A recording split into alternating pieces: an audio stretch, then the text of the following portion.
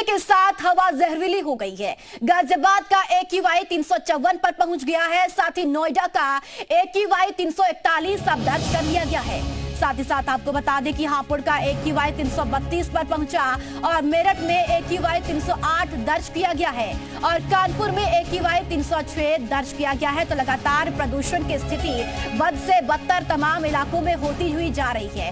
प्रदूषण का स्तर लगातार बढ़ रहा है। इसी के साथ साथ आपको बताते चले कि ठंड बढ़ने के साथ हवा भी अब लगातार जहरीली होती हुई नजर आ रही है। तो गाजियाबाद में 354 AQI पहुंच गया और नोएडा में AQI 341 दर्ज किया गया है। हापुड़ में AQI 332 पहुंच गया। आपको बता दें कि मेरठ का AQI 308 दर्ज किया गया है। वहीं आपको बताते चले कि लगातार अब ठंड के साथ साथ हवा भी जहरीली होती जा रही है। प्रदूषण का AQI लेवल लगातार बढ़ रहा है। तो ठंड के बढ़ने के साथ अब हवा प्रदूषित हो रही है। तमाम शहरों का AQI लेवल बढ़ रहा है और साथ ही साथ आपको बताते चले कि प्रदूषण को कम करने के लिए लगातार ठोस कदम भी उठाए जा रहे हैं, लेकिन उसके बावजूद भी प्रदूषण का जो स्तर है वो कम होने का नाम इस वक्त नहीं ले रहा है। तो प्रदूषण के साथ अब धुंध की जो चादर है वो लगातार वो भी बढ़ रही है। तो सड़कों पर सुबह से ही धुंध की चादर देखने को मिलती है, जिससे कि वाहनों की रफ्तार भी अब धीमी होती हुई नजर आ रही है। तो AQI लेवल बढ़ने से अब दिल्ली वासियों और साथ ही साथ दिल्ली NCR के गाजियाबाद तमाम लोगों का जीना अब मुहाल हो चुका है।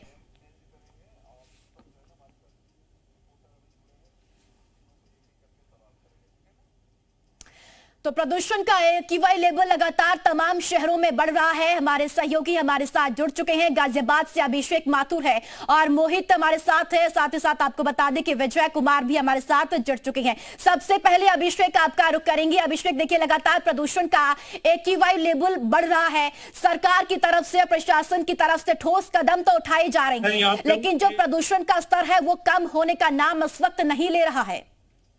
बिल्कुल, देखिए परिधि, मैं आपको बता दूं कि आज रविवार है और रविवार की सुबह जब लोग उठे तो यहाँ जो सड़कों पर थी वो पॉल्यूशन की चादर थी। पूरी तरह से पॉल्यूशन की चादर ओढ़ रखी है गाजियाबाद शहर ने। और मैं तस्वीरों के माध्यम से आपको दिखाना चाहूंगा, ये विजयनगर का इलाका है। अमूमन यहाँ पर जब लोग सुबह उठते हैं तो उनकी दिन की जो शुरुआत होती है वो सुबह सुबह टहलने से होती है, लेकिन आज ये सब लोग जमा है और परेशान है। उसकी वजह यही है कि पॉल्यूशन का जो लेवल है वो 350 से ज्यादा, और ऐसे में बच्चों को और जो बड़े बुजुर्ग हैं उनको जो है खास तौर पर सबसे ज्यादा परेशानी देखने को मिल रही है। सांस लेने में काफी तकलीफ हो रही है। बात करेंगे लोगों से। सबसे पहले आपसे जानना चाहेंगे, ये बताइए, पॉल्यूशन 350 के पार जा रहा है, क्या लगता है आपको, किस तरह की परेशानी है? बहुत परेशानी हो रही है जो मैं बयान नहीं कर सकता। मैं खुद BP का पेशेंट हूं और मुझे सांस लेने में दम घुट सी लग रही है।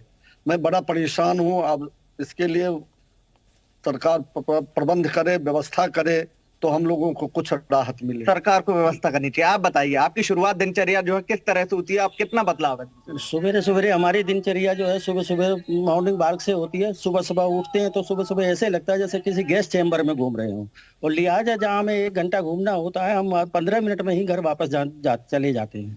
और इतना बुरा हाल है कि बस आंखों में जो है जलन होती है और गले में खराश, और इस तरह से देखिए आंखों में जलन, गले में खराश। और भी लोग हैं, आपसे जानना चाहेंगे, ये बताइए किस तरह की जो है परेशानी आप लोगों को? खांसी हो रही है, गले में सांस लेने में दिक्कत है और घूमने के लिए 2 घंटे घर से लेट निकलना पड़ रहा।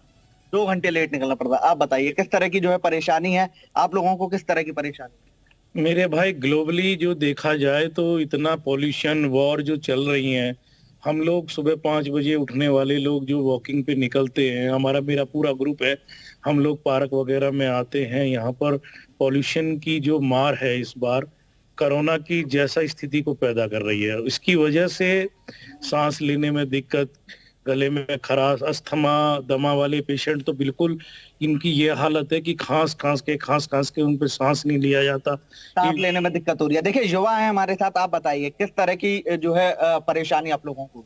देखिए सुबह का वक्त होता है तो युवा जो होते हैं हमारे जैसे वो बहुत सारे जिम पे निकलते हैं, मॉर्निंग वॉक। ठीक है, आपके पास वापस लौटेंगे अभिषेक। एक बार नोएडा का हाल भी जान लेते हैं। विजय हमारे साथ है। विजय, नोएडा का क्या हाल और क्या तस्वीर इस वक्त देखने को मिल रही है? नोएडा जो है उसको 4 हिस्सों में बांटा गया है।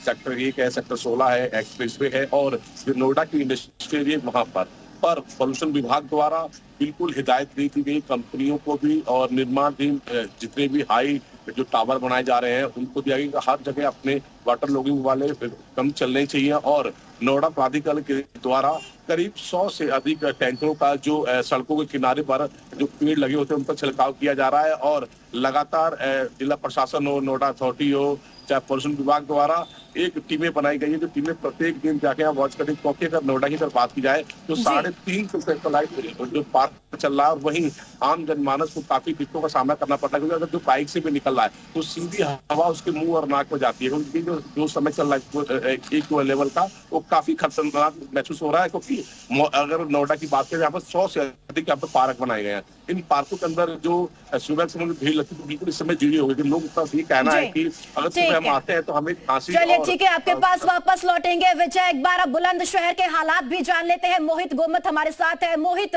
प्रदूषण का स्तर लगातार बढ़ रहा है, अब इस प्रदूषण के स्तर को कम करने के लिए ठोस कदम तो उठा रही है लेकिन उसमें कमी नहीं देखने को मिल रही है। साथ ही साथ हाईवे पर जो कोहरा है उसकी चादर भी इस बार बहुत ज्यादा देखने को मिल रही है।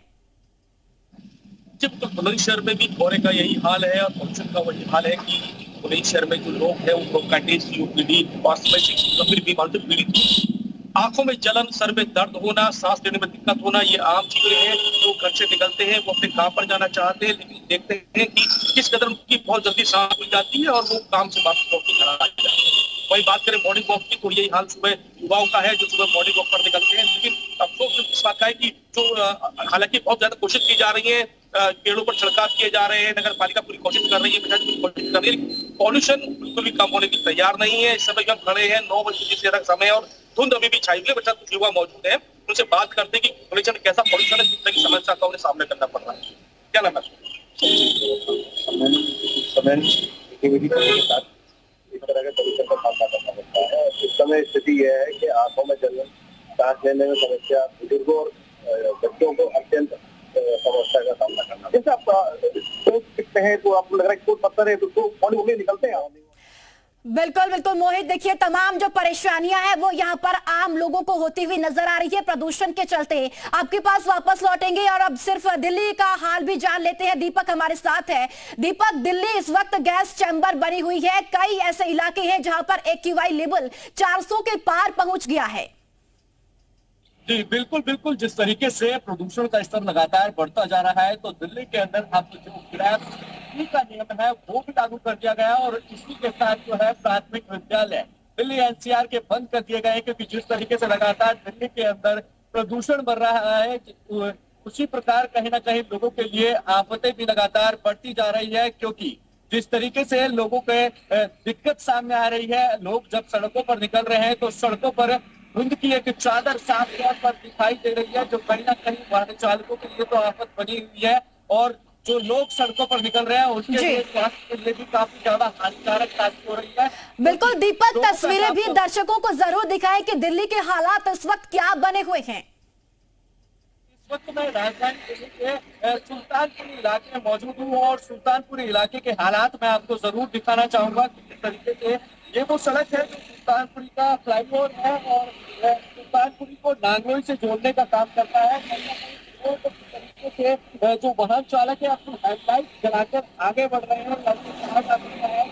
जिसके कारण जो विजिबिलिटी है वो काफी ज्यादा कम हो गई है जिसकी वजह से कहीं ना कहीं दुर्घटना की संभावना भी बढ़ जाती है। ऐसे में लोग जो है एहतियात के तौर पर हेडलाइट जलाकर आगे बढ़ रहे हैं। इसके साथ ही बात की जाए धुंध की तो धुंध की चादर आप आसमान में साफ तौर पर देख रहे होंगे जो दूर दूर तक आपको दिखाई दे रही होगी जिसकी वजह से कहीं ना कहीं जो है लोगों को काफी ज्यादा दिक्कतों का सामना करना पड़ रहा है। लोगों के आंखों में जलन महसूस हो रही है, गले में जो है जलन महसूस हो रही है, तमाम तरह की जो दिक्कतें हैं वो लोग महसूस कर रहे हैं। कहीं ना कहीं लोगों के लिए ये जो धुंध है और जो मौसम कहीं ना कहीं बड़ी मार बना हुआ है क्योंकि एक तरफ जो है धुंध की मार दिल्ली वासी झेल रहे हैं तो दूसरी तरफ लगातार जो तापमान में गिरावट दर्ज की जा रही है उसकी वजह से भी कहीं ना कहीं लोगों को काफी दिक्कतों का सामना करना पड़ रहा है और ऐसे में दिल्ली के अस्पतालों में, दिल्ली एनसीआर के अस्पतालों में मरीजों की संख्या में भी इजाफा देखने को मिल रहा है। बिल्कुल, यहाँ पर जो मरीजों की संख्या है वो लगातार इस वजह से बढ़ रही है। किसी को बीपी की प्रॉब्लम है तो कहीं सांस लेने की दिक्कत मरीजों में सबसे ज्यादा देखने को मिल रही है।